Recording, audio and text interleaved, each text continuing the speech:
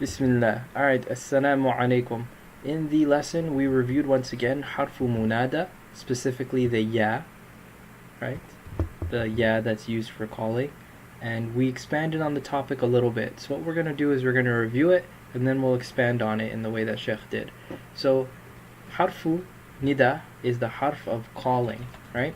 And it's pretty much just a harf used to get someone's attention. And the thing in which it's calling is known as the munada, right? So there are three scenarios in which it occurs. You have a ya plus an ism, and we said that a ya is one of the three harfu nida. There's three of them, but ya is the most common, right? So you have a ya plus a noun, and essentially the munada, the noun, will take a single dhamma on the end. So it will be Ya Muhammadu, Ya Muhammadu. And then in the second scenario, you have a ya, a harfu nida, followed by a mudaf, right? And we said that a mudaf is the associated, and the mudaf ilayhi is the word that's being associated to. So we have kitabullahi.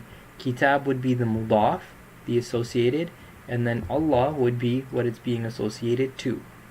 And in this case, when there's a harfu nida and a mudaf following, the mudaf takes a fatha. So it becomes Ya talib al-ilmi, talib al-ilmi. So O, student of knowledge, but Sheikh said O is kind of outdated, so it'd be something more, forward. So student of knowledge, trying to grasp their attention.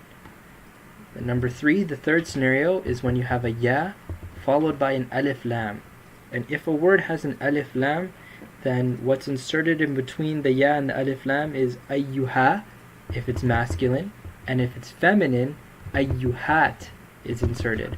So in this case we had a ya and we had al-waladu, right? So that alif lam is coming after the ya, so we insert it in between ayyuha. It becomes ya ayyuhal walad. It means like oh boy, literally, or boy, like you're calling them, right? The ayyuha is appearing because of the alif lam. So those are the three scenarios that we learned. So Sheikh went on to further expand on this concept and look at it from more of a theoretical lens. So what he talked about was the implicit verb, that harfu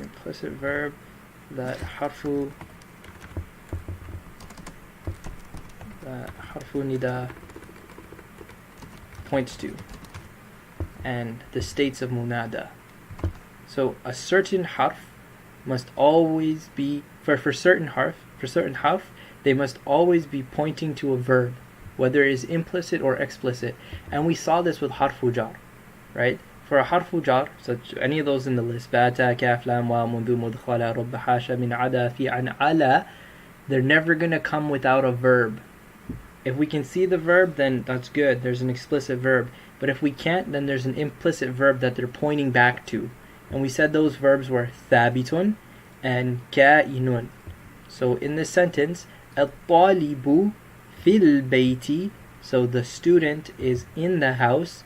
In, since there's no verb before it, it's going to point back to an implicit verb, which is ka'inun.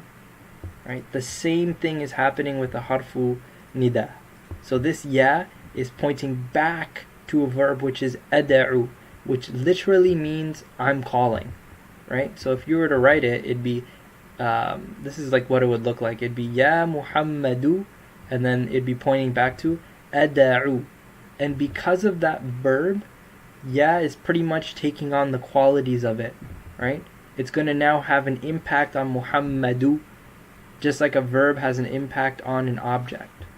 So this word here, Muhammadu, even though it's written with a rafa on the end, it's still in a state of nasb because of the verb ad'u, which is acting on it like an object. It's just written with one dhamma, right? So the rule to keep in mind is the ad'u is removed and replaced by ya, because ya is now pointing to it, and the munada remains in a state of nasb but takes a dhamma in this case, where you have a ya followed by an ism. In the case where it's a ya followed by a mudaf, it's still going to be in a state of nasb. And in the case where it's a ya followed by an alif lam, that word with alif lam will still be in a state of nasb. And yeah, that's just how Sheikh expanded on it. Assalamu alaikum.